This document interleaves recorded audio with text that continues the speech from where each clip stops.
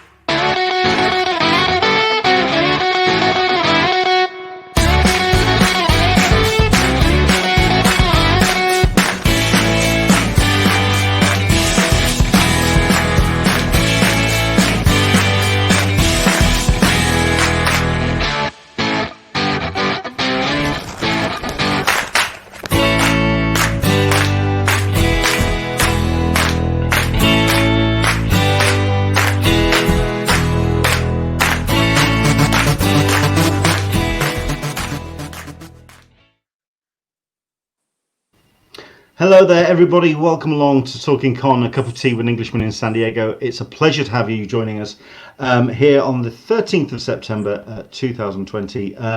It's been a busy week. It's been a busy weekend.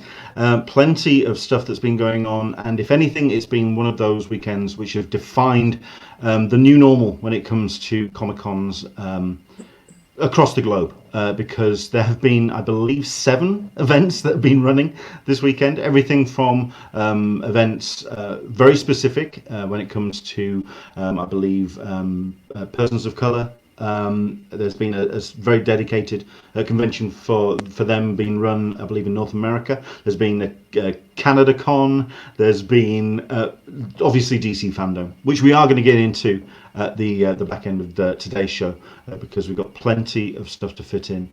But we've also got ourselves a great guest who's joining us for our conversation today, and it's a pleasure to welcome Julie Tait to the show. Hello there, Julie. How are you? I'm good. Yeah, no, it's really good to join you. Yeah, really excited to talk about it. It's good to have you on, seeing as I've been trying to get you on this show for a while, and our ships always cross in the night, I think. Well, I think it might be rather ironically, bear in mind what we're about to talk about, because I'm not tech savvy. But I've had to learn pretty quickly in the last few months, or at least other people have had to learn and show me how to do it. Anyway. Yeah, I can imagine. Well, I think first things first, just to introduce so people that know who you are and what the conversation's about.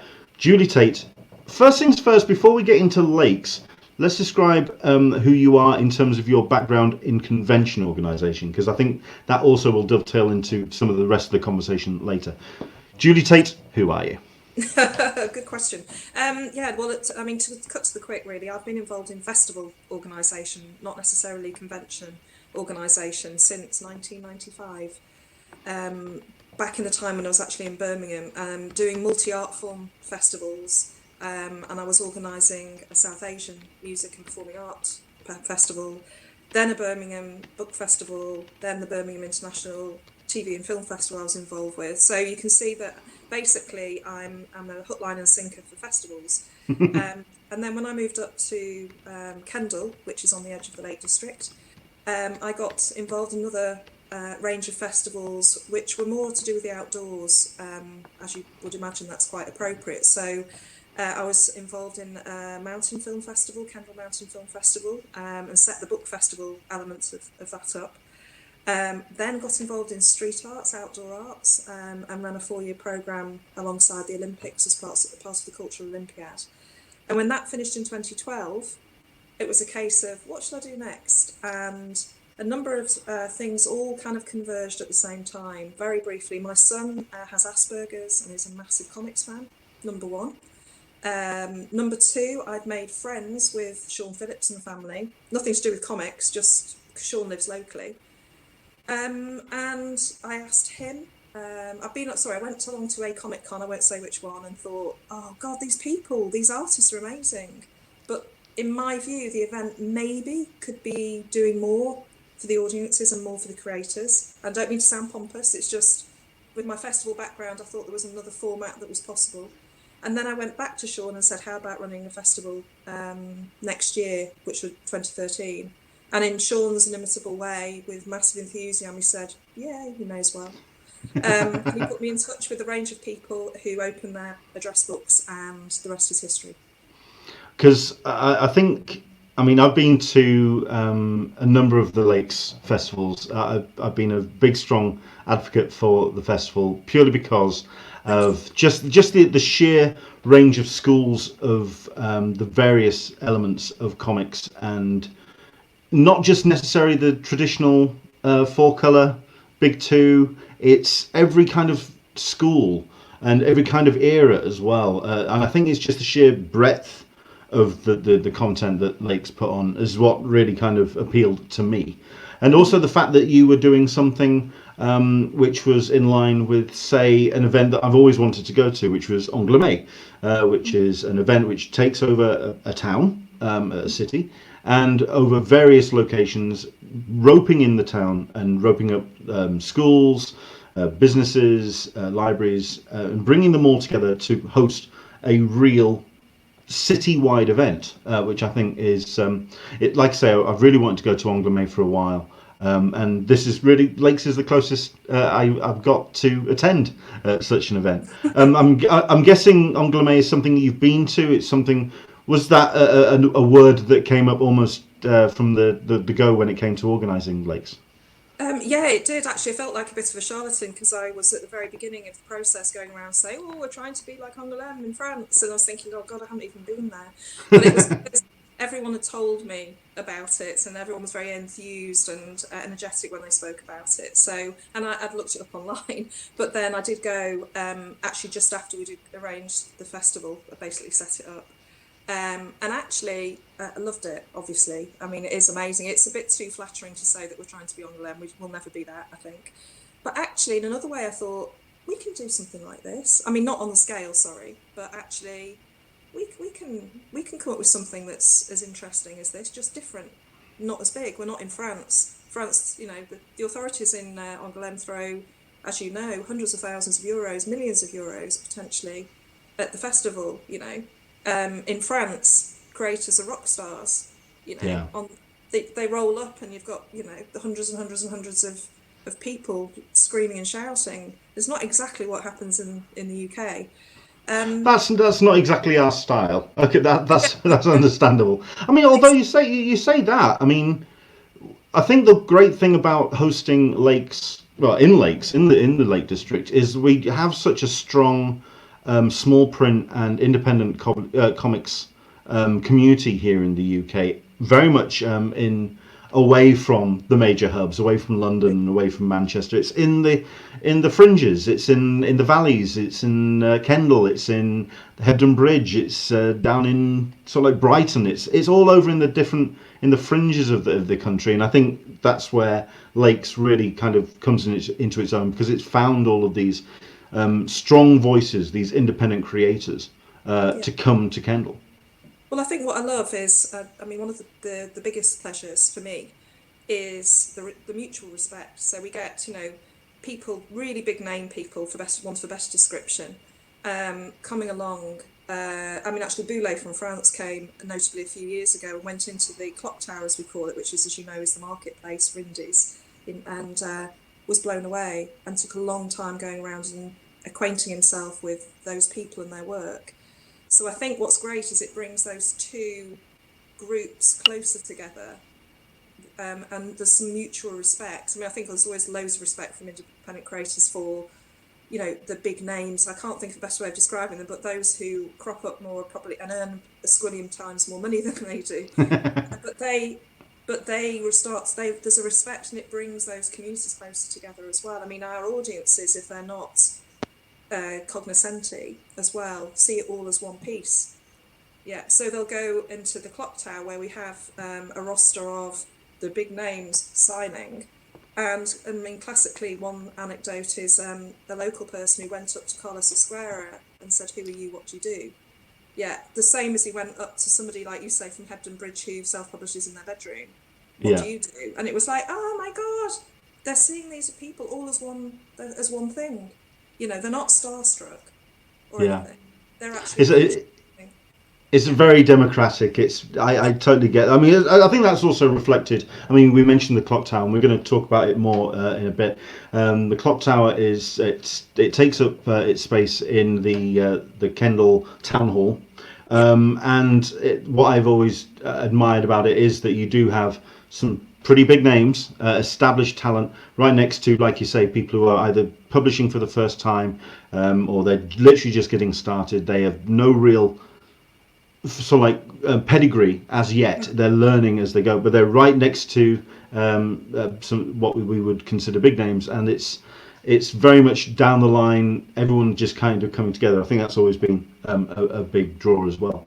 What would you say defines what the Lakes Festival is in terms of the types of talent and creators that participate? What would you say is the kind of that common thread that comes to the creation of Lakes?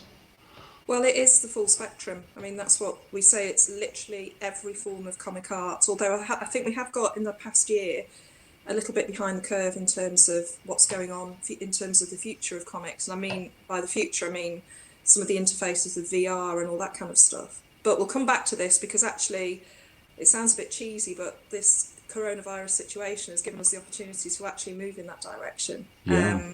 But yeah, I think it's looking at the comic art form as a medium. So the only way that you can make that argument, in my view, is to cover every genre and show that comic art is an art form. And then within that art form, there are hundreds of different kinds of comics. And I think one of the arguments that you often hear people say who don't know or not interested, they think in comics, oh no, I don't like comics. Well, you wouldn't say that about film. You wouldn't say, I don't like film. Generally, I mean, I'm sure there are some people out there who hate film, but a very small minority. So people like different genres of film. And once you get into that conversation, then generally people understand that. And I think that's where we've kind of made progress with the Arts Council and why we get the funding. And by the way, I'm not suggesting for a minute we're the only festival out there doing the kind of thing we do. There's obviously Thought Bubble, which is amazing, but we're a different beast. Yeah. Partly because of where we are and the fact that we have a town we can take over, not a city, which is impossible to take over, unless you've got £1 billion. So I think for us, it's about getting the message across that it's a medium to be explored and enjoyed. I think it's one of the few festivals I've been to where I've been down into the brewery arts building, gone down into the basement and found a exhibition on West Coast left field and adult creators, and then go up the stairs, and there's the I think it was the history of the Dandy and Beano, and then when you get to the top floor, there was an exhibition on a Japanese manga. And it was almost overwhelming. It was just all these different schools, which was very impressive.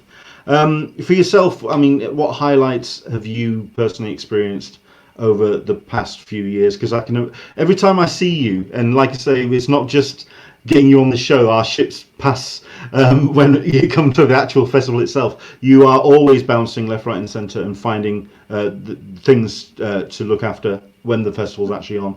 What highlights have could jump out at you for the last few years? Crikey. Oh, I should have thought about this one. I know. I just asked you to name your 3 favourite children. Go for it. Well, actually, there are events, specific events where I thought, oh, yeah, we cracked that, or mostly, where we were, I think, making our points that we can do things that are a bit different. That's not trying to trump anybody else. It's just that's what interests me and our team. So the Marvel versus DC debate fight in the theatre as one of our opening night events, I thought worked really, really well, and we got amazing feedback from the audiences on that. And we made it fun, I think, by having 2 cartoonists from America documenting the debate as it was going on. But there was some serious stuff in there as well, and it took the audience along with it to such a degree that afterwards we were inundated with people saying, can we do that again? Can you do something similar? So that was really good. And then at the other end, if you can call it that, of the performance work was our commission of Dave McKean, which I'm really, really proud of, because I thought that showed the power of the medium at its very, very best. I was in the room for Black Dog. That was an emotional powerhouse. That was something else. That left me quite winded. That was something impressive. But then again, it's like you say, there's across the different schools. I mean, it's also one of the last festivals or last conventions that Darwin Cook appeared in before he passed, which I was going to show a picture of, but I didn't have it to hand. But I was thankfully in the room when he presented a screening of New Frontier to a room full of kids who were there just to see superheroes on the screen. But I'm just going, no, there's the guy that drew this. But no, they didn't care. He explained what the conception of the book was, and then what it took to get it as an animation, and that was something so special to have that happen. And also the Tintin versus Asterix as well. As somebody who read both as a kid, that was a tough night to decide between the two. Each year there is a theme or a texture to the festival. You have headlines, as it were. What were the themes and textures of the 2020 festival going to be? Aha. Well, good question. Well, we were for sure going to start moving in the direction of looking at some of the sort of future of comics work. We were talking to Bay Rate over in San Francisco, or Seattle, sorry, who, as many people will know, who were aficionados. He designed Gollum and did a lot of Lord of the Rings 3D character design, and he is now really at the forefront of work in VR with comics. So he was looking to come along. But to be honest, we were about to have the conversation. We knew what we were going to focus on in terms of internationals, because as anyone listening out there knows, we do a lot of international work. So we were going to be focusing on the Czech Republic and introducing Chinese comics. Wow. That's obviously another story now. Certainly the Chinese comics, bear in mind what's going on over there. But yeah, that's really where we were at that point of looking at what we might do. We were looking at celebrating Dan Dare, had been talking to Dave Gibbons and various other people about participating in that. But then, of course, it changed quickly, and we did make a very early decision. Well, that's where the next topic of conversation then. 2020 has been a monumental, a singular event in history.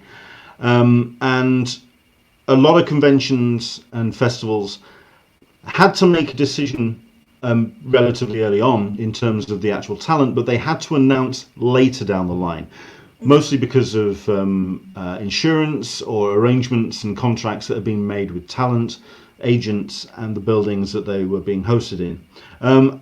How was that different to how you organised in Lakes, because of all the various locations that you set up shop in, and also that, like I say, Brewery Arts Centre is kind of like the focal point of the festival in Kendal. For the various locations, how soon did you have to make the decision?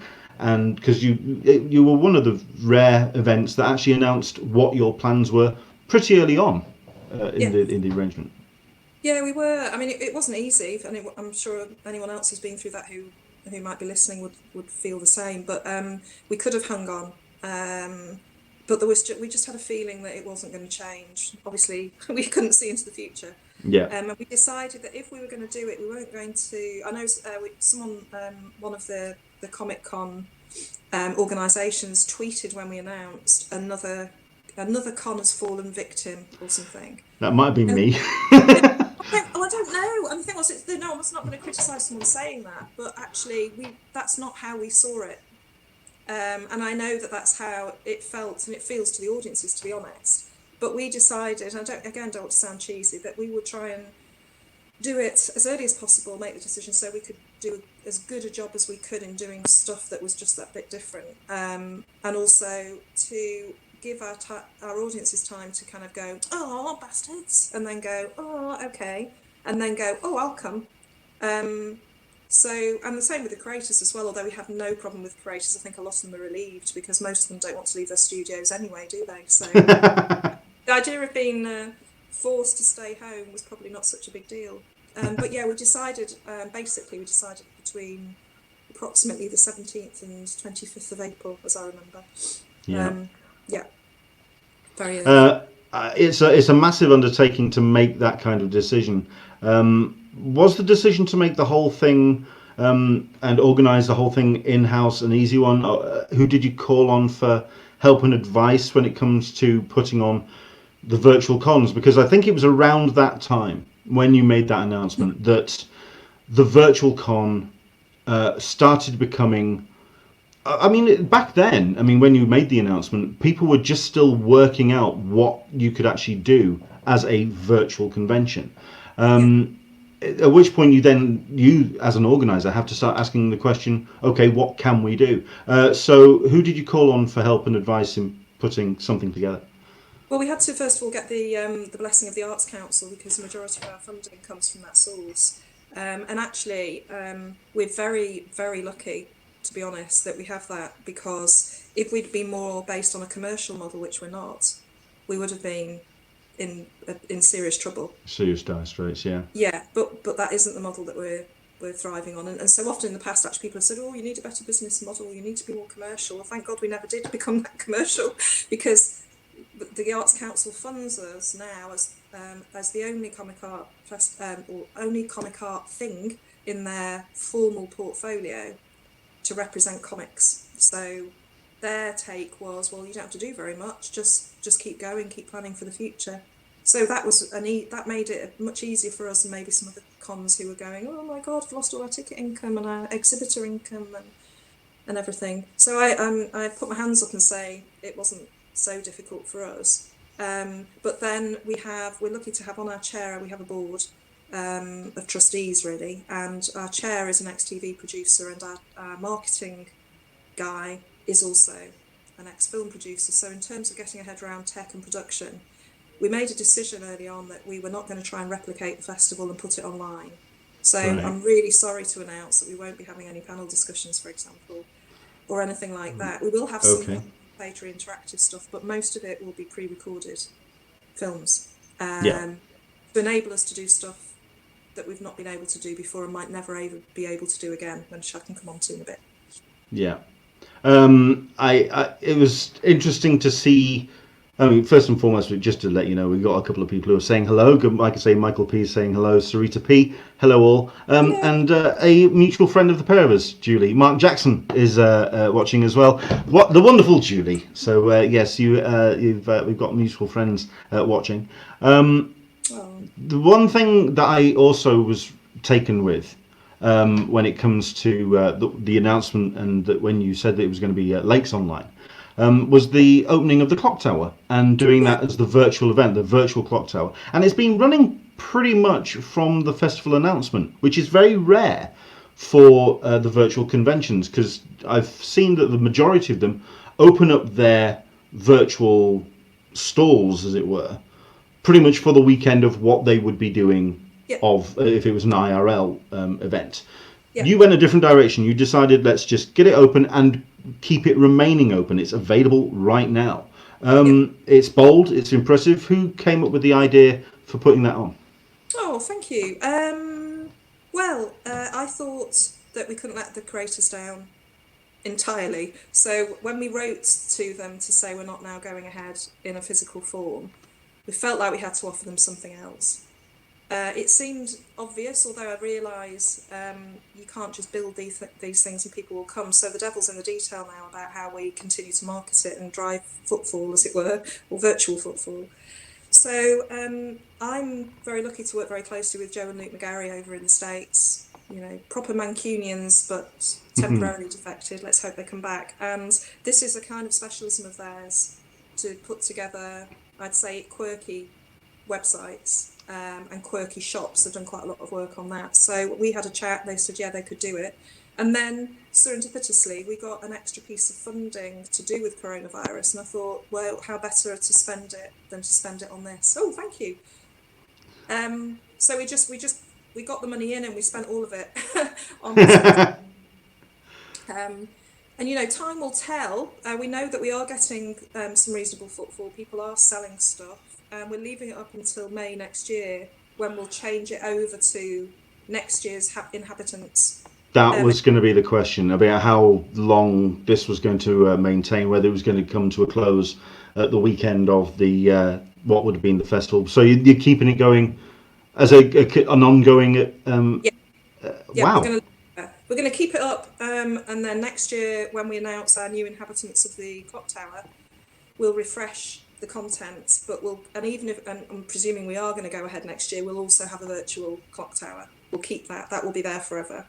And people are now coming out of the woodwork and asking if they can be part of it, so you know, it's evolving. And then people can change their content on a regular basis, so if they get tired of a particular aspect or they have a new comic, then they can add that. Yeah, we've got some really bad onomatopoeic stuff as the switch between the pages, which is probably really annoying people now, but I quite like it. They're words that they're not even onomatopoeic words that I even recognise, but hey, who cares? It's supposed to be fun. So yeah, I think we've got a really good array of people. I believe it's around 80-ish, maybe more. Yeah. But to be honest, there's no limit to how many people we could put on there. Obviously, it's a website, so. I think the other thing that I really find appealing as well, it's very well laid out, it's nicely presented, and there is that ability for people to, so like, I think that's the thing I want to kind of touch on, is that challenge for virtual conventions. It's the one nut that they have not been able to crack.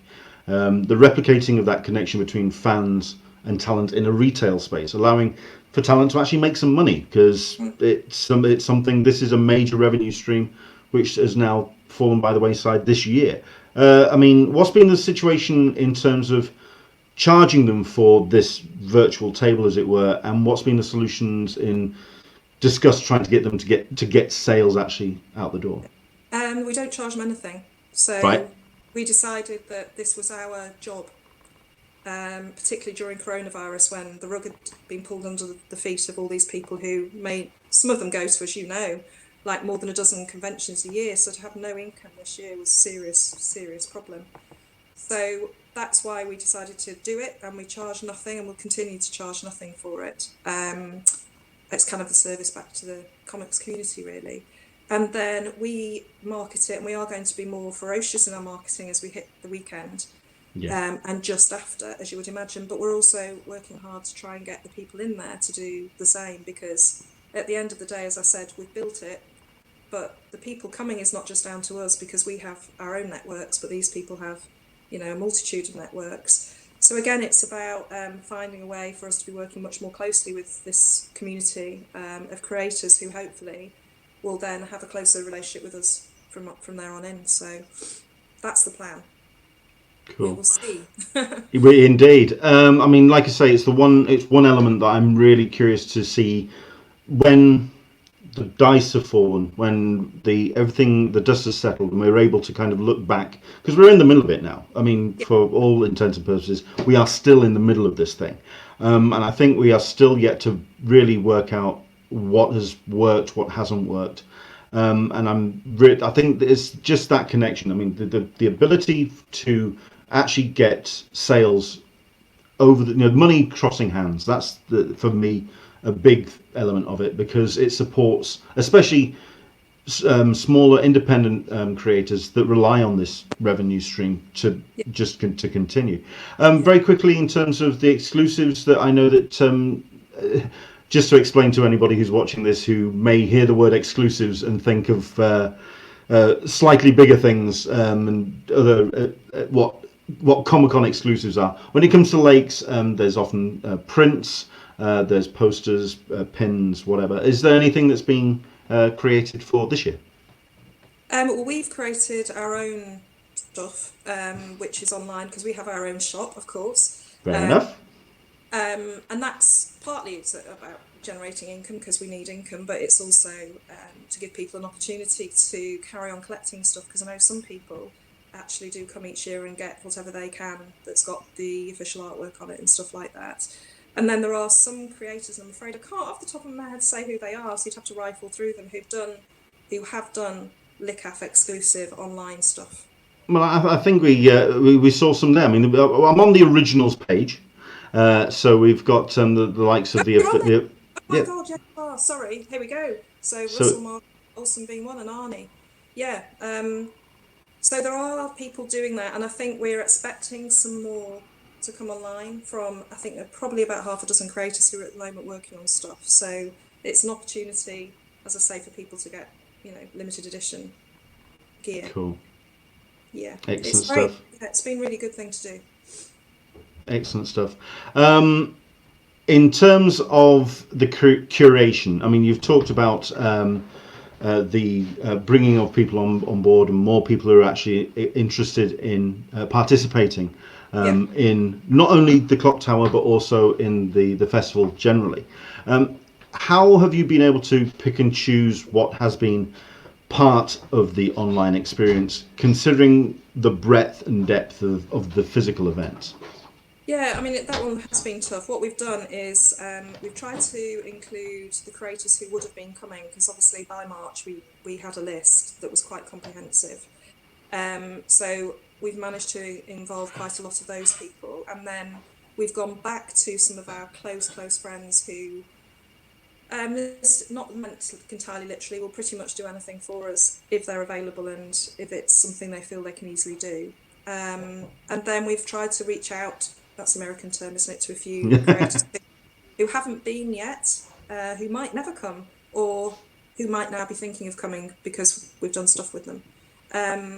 And we've put it into 7, it's all on the website, we put it into 7 strands, so people can binge one strand, or they can pick and choose from a strand. We've gone on the basis of the kinds of events that people enjoy at the festival, but as I said before, we've gone beyond that because we don't want to just replicate. So one of the most popular things are the live draws, as you will know. People absolutely love watching people.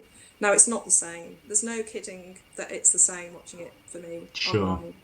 But we have put together some events where we've gone back to people who've been really, really good at live drawing, or we've come up, we hope, with formats which will show people off to their best. And the way we're doing it is people are live drawing, obviously, in their own studios, but they are recording it, and then we're editing it, putting time lapse in as needs be. One example is we're calling it Pass the Panel, but it's not technically correct. It's Pass the Page. We're creating a 16-page original comic. And I know this isn't rocket science, it's been done before in other ways, where someone starts a story off and then it passes around the world. And we've got, people like Duncan Fagredo, Luke McGarry, Lucy Lamova, who's one of the leading Czech comic artists, Elion from Congo. It literally is right across the world. And that will be launched at the weekend, and that shows basically 16 people live drawing in their studios using different methods, creating a comic which at the end will be available for people if they want to download it. I mean, that also kind of really shows what you can do with a virtual event. When you've got that limitless space of the internet, it opens up scope for. I mean, I know there's a number of conventions which have almost done their best to just replicate the IRL experience, but there's other things you can do, and I think it's just a case of finding and having the imagination to put those together, and I think that's the challenge, I think. It is. I mean, I think, to be fair, there's also the resource and the timescale. We were fairly lucky in that we're in October, just like Thought Bubble is in November. So, I very much look forward to seeing what they come up with, because they'll have had as much time as we have and a bit extra. But, places like San Diego, which is, a massive, massive operation, as you know, in itself, then has to turn its head to being virtual. No wonder most of it, from what I saw, was panels online. Yeah. Which I'm not knocking. But I think with that, I mean, number one, because it is a non-profit, there wasn't the money. And number two, they were very much on a skeleton crew at that point there because of the way they were maintaining themselves. They did pare back a lot of the people that were staff for the event. So they were very much hamstrung by what they could organise. And like you say, it was a case of just taking on the content from people who would have been putting panels together. And I'm guessing that's a similar thing to what you've done. You've reached out to people that would have been putting on Q&As, perhaps? Yeah, well, so going back, so we've got these 7 strands. Sorry, I focused too much on one, but there's a live draw, we called it Showing Off. But then there's Different View, which is exhibitions online. Comics Up Close, which has a number of different strands. One of them is a series of 15-minute TED Talks for comics. That's the kind of more not academic, but more in-depth thing. But then we've also got Desert Island Comics, which for those who are as old as me will know is it's not a spoof, but a take on the classic Radio 4 programme, but you choose comics and luxury items and crisps and chocolate biscuit, rather than what normally goes on to Desert Island Comics. So basically we've got all this stuff, and what we didn't do was go back to a creator and say, okay, we're gonna do what we were gonna do. We've actually gone back to them and said, oh well, can we do something a bit different? And every one of them has been really up for it. There's no exaggeration. It's like, oh, what a relief, Basically, I don't have to just sit here and talk about my comics. Yeah. I get to do something else. So, I mean, for the first time, I'm really proud of this, because actually, for me, it's one of the most passionate, energetic videos we've got is Kelly Sue DeConnick on Desert Island Comics. Wow. Yeah, and she is absolutely brilliant. We had to edit her down from 2.5 hours because she just wouldn't stop talking to half an hour. What? Okay, that's where you actually sell tickets or sell an online thing for the 2-hour version. Good Lord. I mean, that's not a criticism. We're just trying not to run long events because we think people online don't have the same attention span. Okay. So she's chosen her comics. We've got Mark Miller doing that, and Dave Gibbons, Eric Reynolds from Fantagraphics, Posey Simmons. So, it's a really interesting array of people. So, we just went along and said, will you do this? And some of them went, well, I don't know what you're talking about. Like in America, Desert Island Comics, like, what? But people have been really up for it, game for a laugh. That's why I love comic artists so much. Having worked with many other kinds of artists in a long period of time, I found my place. I really like comic people. Cool. I was going to ask who has, in terms of the cooperation and kind of to help put this event together, the virtual, the Lakes Online, who has stepped up and really put themselves forward in helping Lakes continue in terms of the creatives and the talent? Is there any names that really have just gone, oh, I want to help out on this one? Yeah, definitely a few that spring immediately to mind. Dave Gibbons, for sure. He's been amazing. Michael Lark and his fiancée, Kelly Wolfe, who'll be coming back next year, we hope, to Kendal, have been amazing. They got Kelly Sue DeConnick on board because obviously a creator asking a creator who's a friend is much more powerful than me trying to badger them. Charlie Adlard always, Sean Phillips always, the Viz Boys. Over the weekend they'll be doing a live, well, not a live, but they were doing a Viz shopping channel, so you can buy the really bad gear off the back of their annuals, stuff like that. So yeah, loads of people. And then I have to mention Peter Kessler, the chair of our board, because he's put in a ton of voluntary time making some of the films. So yeah, it's been That's overwhelmingly lovely. excellent.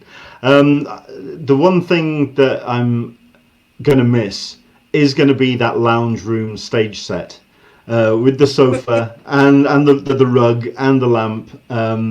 Is that being replicated at all for any of the panels? No, Oh no, no! no, I know we should have thought of that, shouldn't we? But no, we're not at the moment planning to do that. I mean, basically the plan is on the Friday night, the 9th of October, we launch many pieces of content. And we also have a little Licaf Live. Hello, Mark Jackson, because he's been amazing. I should have mentioned him, sorry. As always, with that element and more. But yeah, there's a little Licaf Live, which is for under 12s primarily. But we launch everything on Friday night. But at the same time, we launch a live feed, which will continue over the weekend, which will be a mixture of live events and also pre-recorded events, which we've saved up to release as live, which you'll understand. That sounds a bit confusing. So Kelly Sue DeConnick is one, and Stephen Knapp will be in a boat on Windermere in the lakes talking about his swallows and Amazons as an inspiration for his work. I mean, it's all a bit off the wall. Yeah, that's how it's going to work. So, but no set, sorry. Oh, curses. Save it for next year. So you're going to have to. Yeah, we'll get into next year in a second. Could you say what the percentage has been between what we can expect online and what would have been at the festival? I mean, obviously you have to pare things down. You have to be very pick and choose what you can actually put together for this virtual effort. Do you have a rough idea of the kind of percentage you've had to scale back to? We haven't. So we've got at the moment about 36, which that sounds very precise. At the moment we have 36 pieces of content to launch on Friday night, and then we have a live schedule. So I'd say that it's at least equal. We also have 7 workshops, which are live workshops happening. So we've got Lucy Sullivan, Luke and Joe McGarry, Tom Richmond, all sorts of people doing free online workshops, and actually the bookings for those have already in a week gone beyond what we'd normally get in total for all our workshops. Wow. So it may be that next year we run more workshops online and do the rest of the festival physically. That's one of the lessons, maybe, is that more people obviously can take part, but also people are used to doing online workshops now. You know what I mean? Heaven knows they've had enough practice. Indeed. If someone doesn't know how to handle a Zoom meeting by this point, I think heaven knows we've had months of practice on this.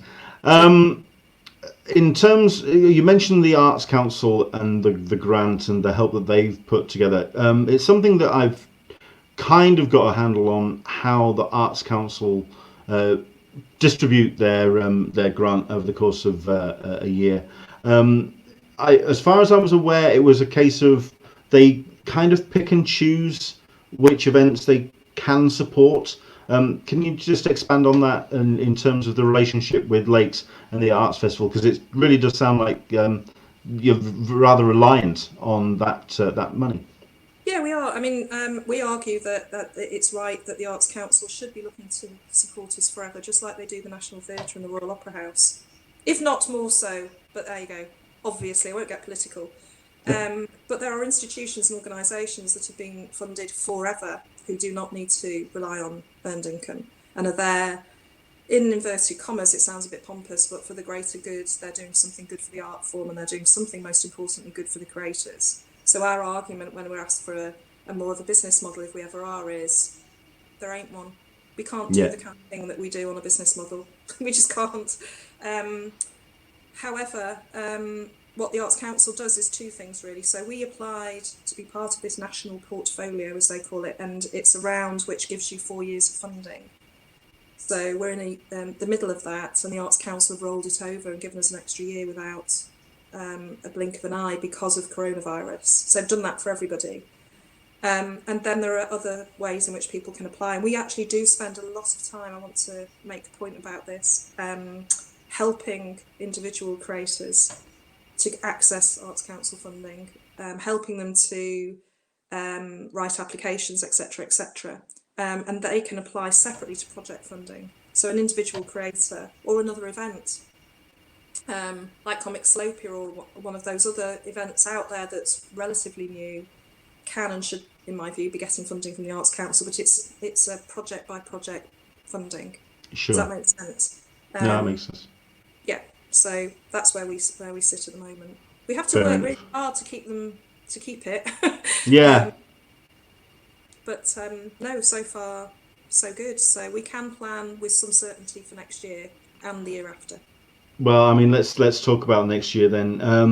And certainly from somebody who has the background in organising festivals beyond and outside of Lakes and the Comic Art Festival, you've got the landscape of conventions and festivals. How do you feel 2020 and the situation we've been through will impact conventions next year, and not just for Lakes either? Knowing the landscape as you do, and probably hearing chatter more than most. How do you feel the conventions, certainly for the first quarter, first half of the year, how do you think conventions will go forward? Well, I think the first quarter of the year is going to be really tough because it's out of our hands still. Everything's changing, as we know, from week to week in terms of, for example, international travel.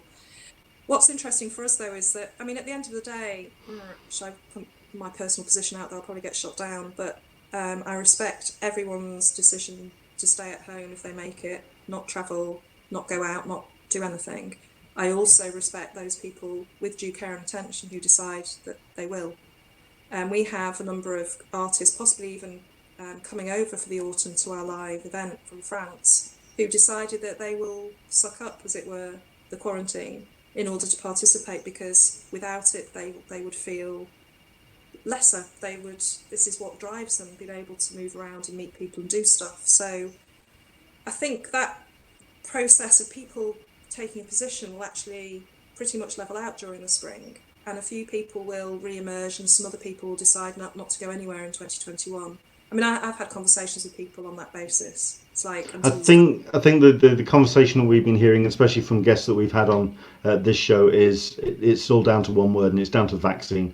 I mean, there's a couple of American creators I spoke to, and I was stunned at just how bunkered down they were willing to be until a vaccine comes out. But like you say, I think you hit the nail on the head that there is that scale across the board, and there are people that want to get out there and want to kind of reintegrate and get back to, there's a new normal, and then there's back to normal, and I think there's really well put. I think it's the same with the audiences. So we might have fewer people, though we might pick up new people through the digital festival who might decide to come along, and there will be creators who will travel, and there will be ones that don't.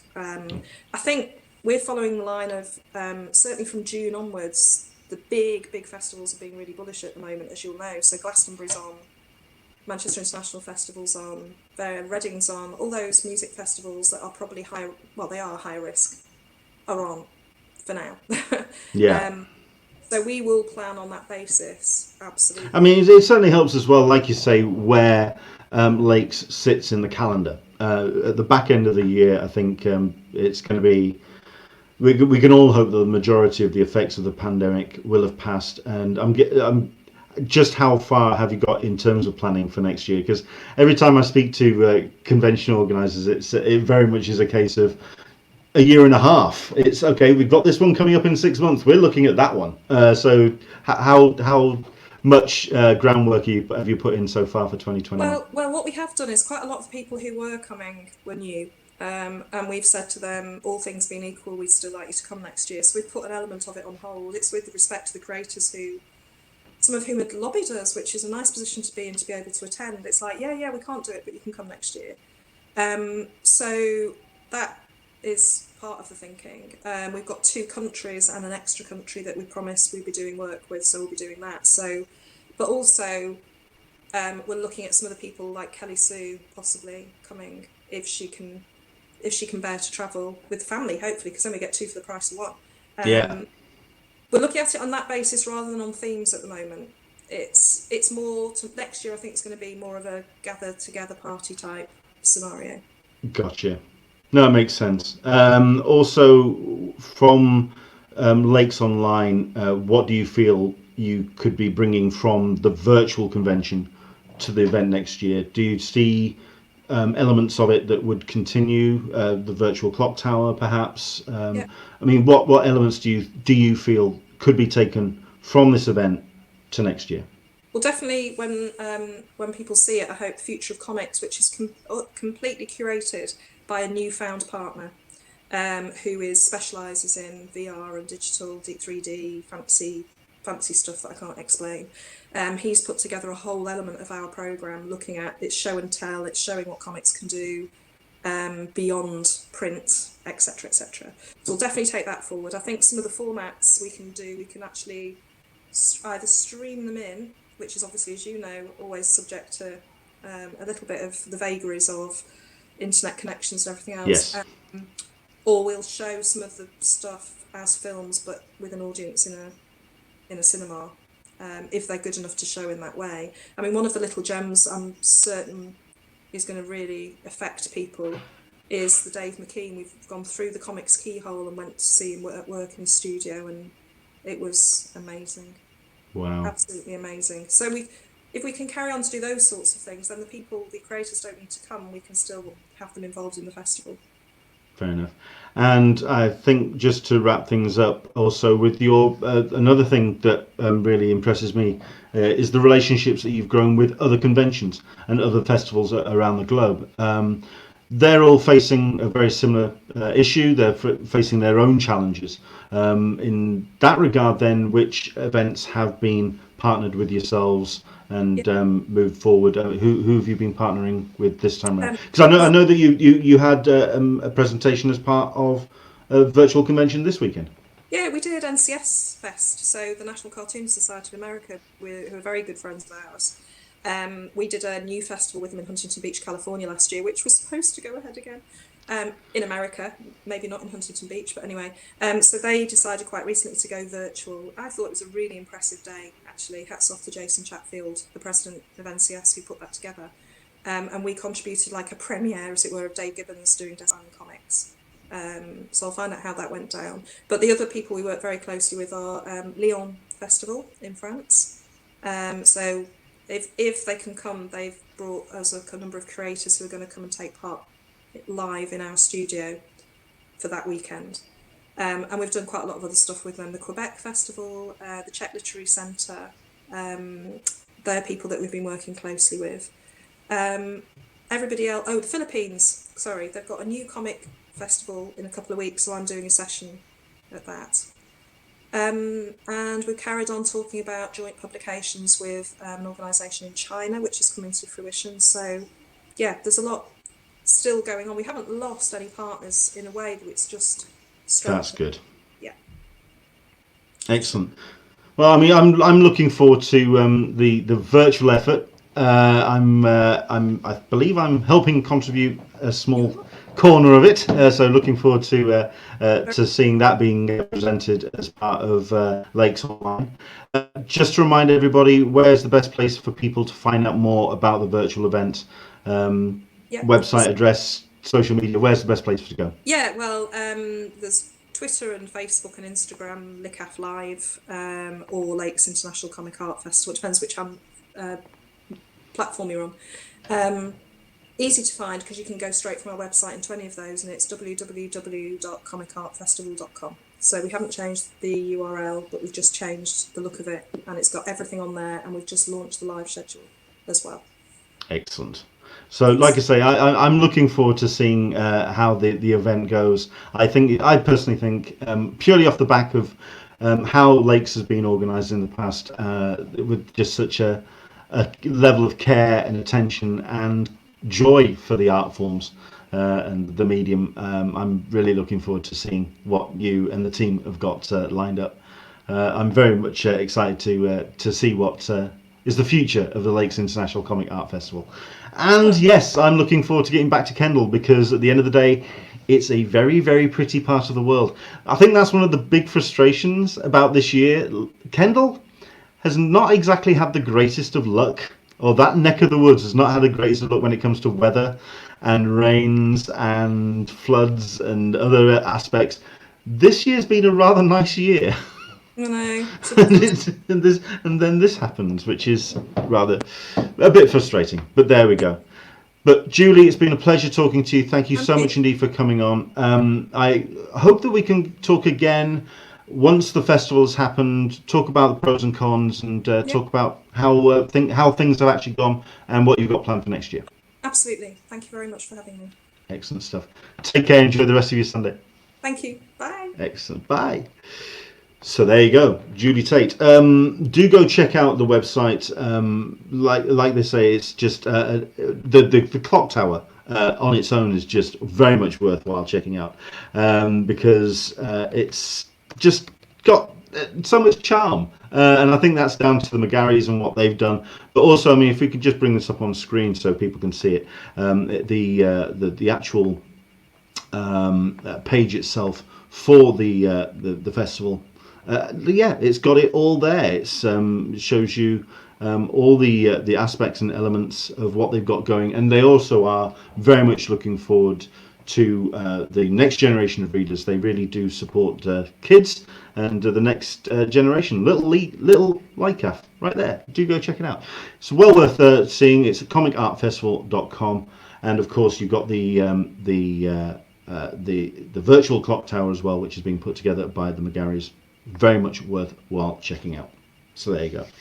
Right, thanks to Julie for that. Let's talk about the other conventions or the other virtual events that have been taking place, especially when it comes to DC Fandom, which took place today. That technically closed an hour ago because it was a 24-hour event. It was something that they were putting on from 6 p.m. GMT through to 6 p.m. GMT today, so 24 hours, very much like the event that they had a couple of weeks ago.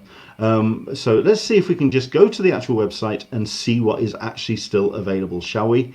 If we go to actually dcfandom.com, there you go. The actual inside the full multiverse is still very much up and running. But it's what's actually available in terms of the panels. So if we go to Watchverse, for example, one of my personal favourites of the whole weekend was the Dwayne Mcduffie screening. Let's have a look. Yep, there it is. It's up and running. We're not going to show too much of it. We don't want to tread on anyone's toes. But no, what they've actually done with the fandom has been impressive. Let's talk about it. Like I say, it went live 6 p.m. GMT yesterday, Saturday, the 12th of September. I was scared, considering that when the actual site went live, it pretty much fell on its backside from word go. You had 504 bad gateways, you had sites and pages not loading up. Everything just kind of fell very, very quickly. The sheer amount of people logging onto the site, and from across the globe as well. So I can imagine there was a lot of crashing of servers when it comes to visitors from across the globe. It really did struggle under the weight, which I suspect was part of the plan when they separated the Hall of Heroes from the other halls, the Watchverse, the Insiderverse, the Uverse, the rest of what they had to put on. They didn't want their big showcase of all of their upcoming movies and TV from the Batman, from Snyder Cut. They didn't want it to fall on its arse. The criticism I had of that first phase, that first weekend where they ran, it was a very passive event. It was a live stream which someone hit play and it just went live.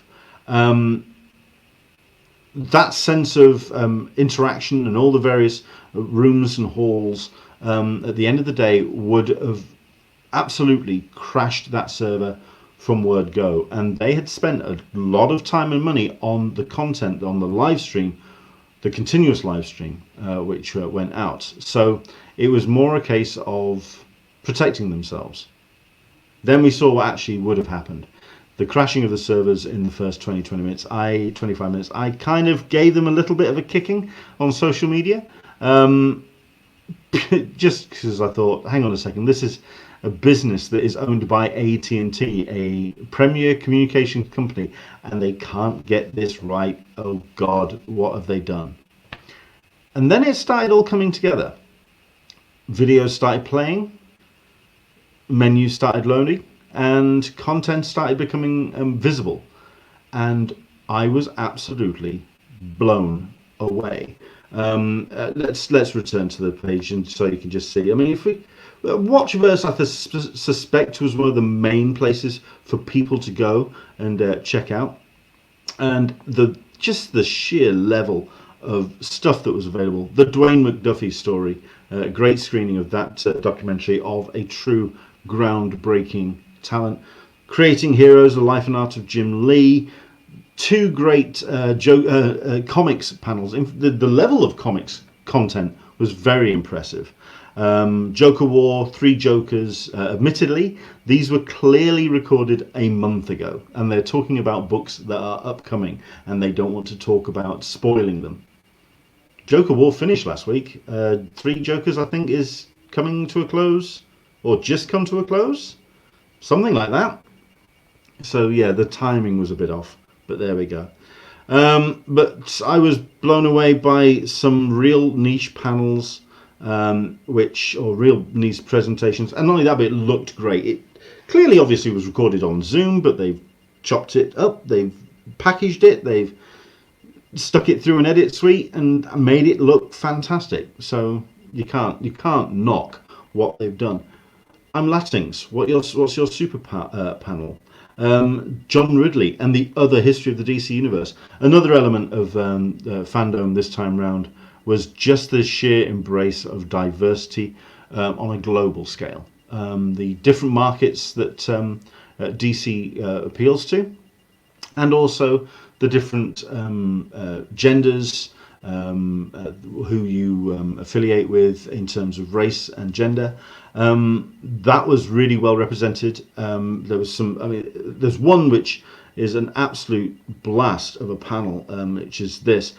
I tweeted this out, and I desperately hope that they actually do listen and put this up on the YouTube channel, which is a panel about the power and effect of comics and the stories that we tell through DC Comics, intersecting with real life civil, social and political agendas and topics, is a very important, for me, a very important conversation. It was 45 minutes and it was an absolute joy to watch. That's Truth, Justice and the DC Comics Way. It's live now. I mean, all of these are still live. It was supposed to finish an hour ago. So, no, it's still up and running. Dan Berry is saying 3 Jokers only has #1 out. Okay. I stand corrected. It's not a book I have been reading. And I've got to go get my books next week. So I've just checking. But there we go. But no, this was such an important panel. And I really do hope. Jim Lee liked my tweet saying that it needs to go up on their YouTube channel. So fingers crossed. Like I say, it's still live though, so that 24 hours thing, hopefully it'll continue to roll on. If anything, because the sheer wealth of content that was available is mind-blowing. This was what we wanted 2 weeks ago. Just the sheer ability to pick and choose your own adventure, of exploring from every corner of the DC creativity, from Lucifer to let's have a look on there. Watchmen, through the games inside Injustice, making the games and comics. The Legacy of the Bat panel, which is about some real talent from across the history of Batman. A great Harley Quinn panel. It was just the amount of content blew me away. I was absolutely gobsmacked. And I don't think anyone who has had 24 hours to tear apart the entire website will have been able to see everything they want to. I'm glad it's carrying on going for a little while longer because it allows people to kind of really delve into some nooks and crannies. Also, just the like I say, the various elements of it. Kidsverse, it's interesting that actually spins off into a separate website. I'm not going to bring that one up, Dan. I know exactly what you're discussing. I know what you're talking about. Yeah, the kids fandom is its own separate URL, dckidsfandom.com. And yeah, you've got some really cool stuff for the kids. Everything from karaoke, from how to draw with Jim Lee and family, DC superhero girls being represented, of course, DC Lego. You've got kids crafts, read-alongs, Shazam's Showdown with people like Jack Dylan Grazer and Asher Angel and Chellaman and Jenny Lorenzo. Some great talents really helping out, bringing in and ushering the next generation of fans. All on its own dedicated site, so it's not good. They're not going to click on something. For example, they're not going to click on the Harley Quinn panel by accident, which, by the way, was rather interesting that they put on the when you saw the Harley Quinn Q&A 2 weeks ago, it was bleeped to hell and sundry. This time round, no, they took the bleeps out and away Katie goes with full expletives. All in all, it was what I wanted from DC fandom. I was very impressed, just by the sheer level of content, by design. Once everything got settled and everything kind of everyone got all the site issues kind of died down, it became what I wanted. Admittedly, I would have quite liked the Hall of Heroes in the centre, and it then angled out to the various orbiting worlds. But that's just design, I suppose. That's just something. That's me. If that's the niggle I can give for this thing, you can't knock it. I hope it stays live a little bit longer. I hope people get the chance to check this out because there's still so much to dive into. For myself, if I am going to pick any kind of, like I say, if I could pick 5 panels, let's pick 5 off the top of my head as ones which really kind of jumped out at me. Very important and very entertaining panels. Jim Lee, Creating Heroes, the life and art of Jim Lee. At the end of the day, he is currently the top of the tree. He is very much their Christmas angel. He is the face of DC, and whoever they're going to get on board, or whoever they have got on board as the creative director of, the person who's going to be running DC from here on in. Jim Lee's at the top of the tree. I'm not entirely sure how that worked with Dan DiDio. I'm just wondering if there was a case of people were thinking, we don't want to share here. Let's have a singular voice. Let's have a singular face. And Jim Lee does crop up an awful lot on the website. He's very much the face of DC for the moment. But still a great documentary, mini doc on his life and work.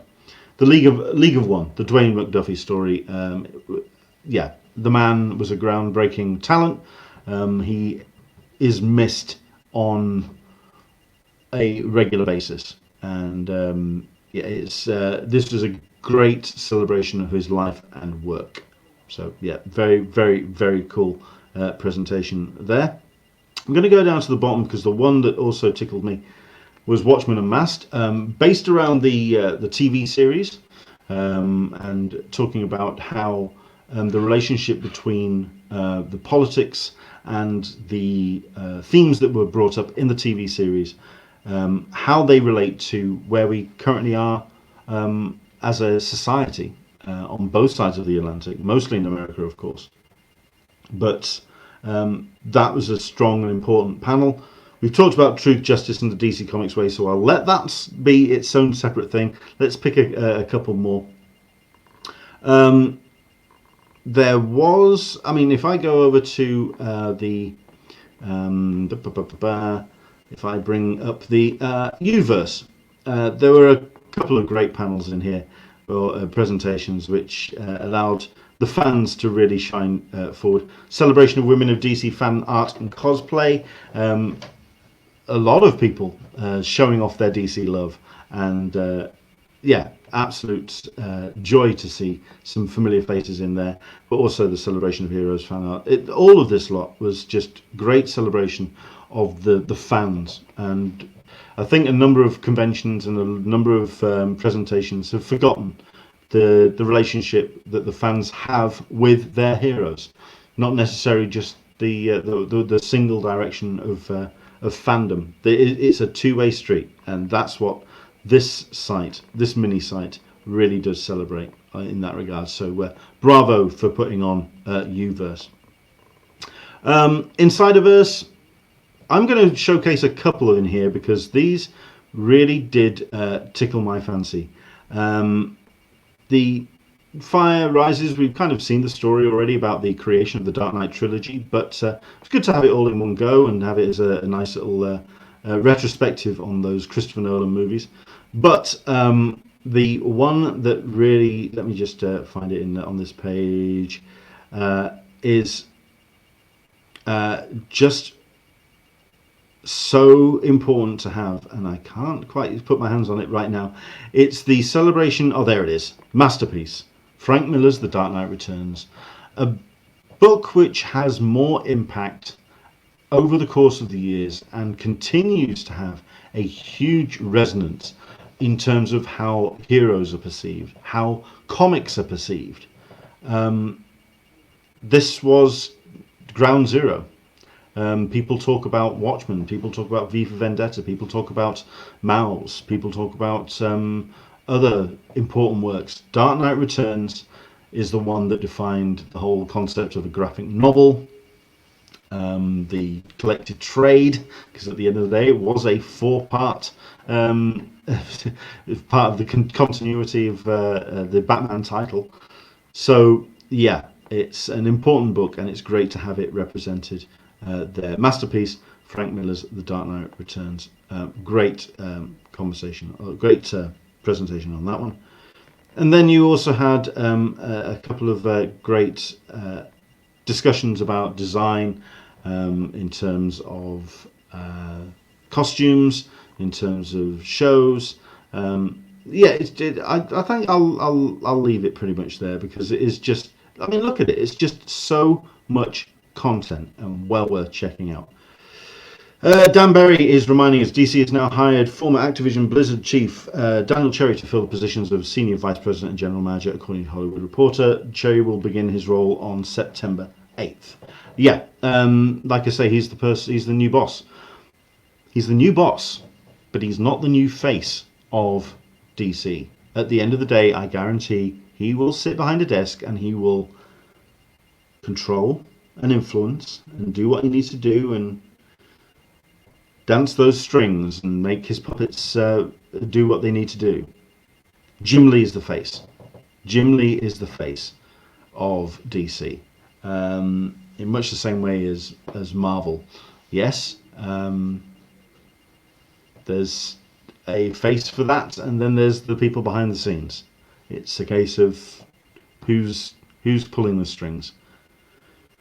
Daniel Cherry, he will determine the future of DC Comics.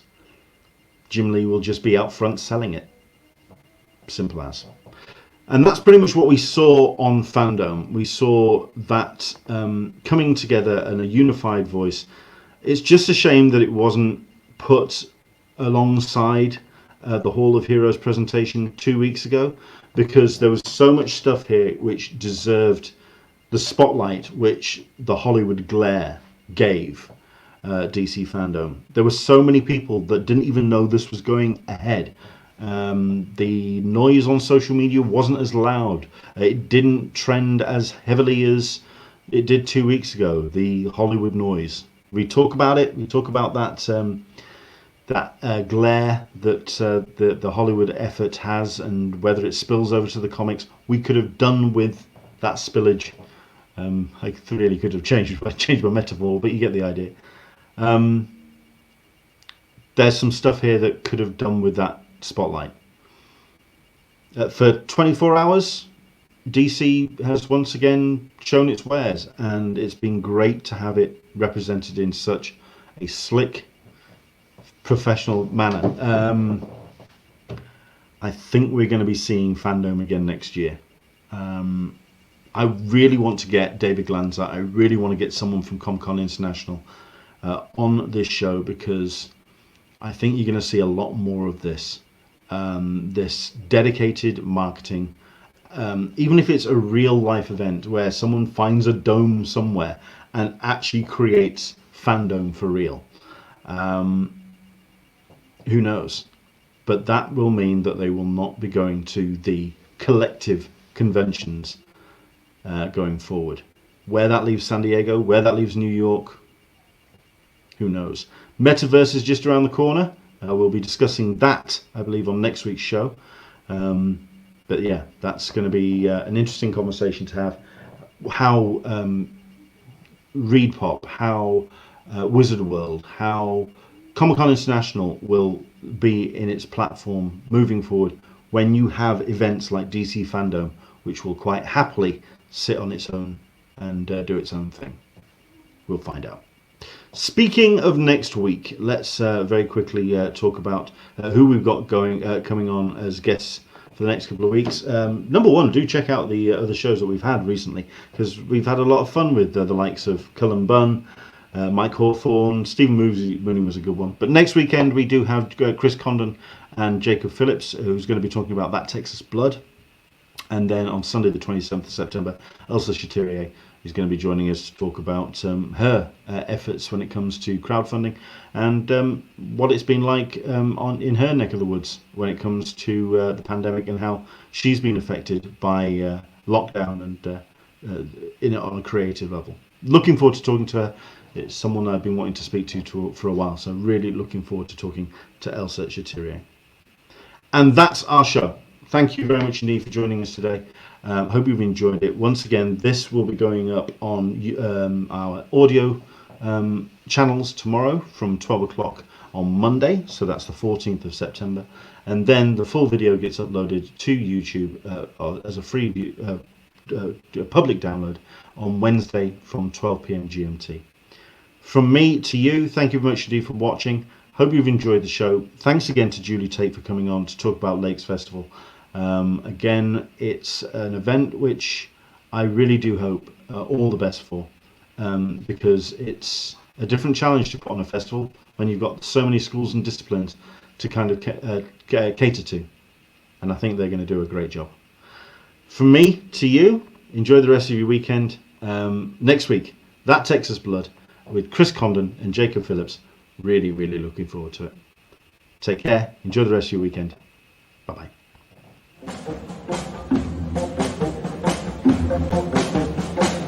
Thank you.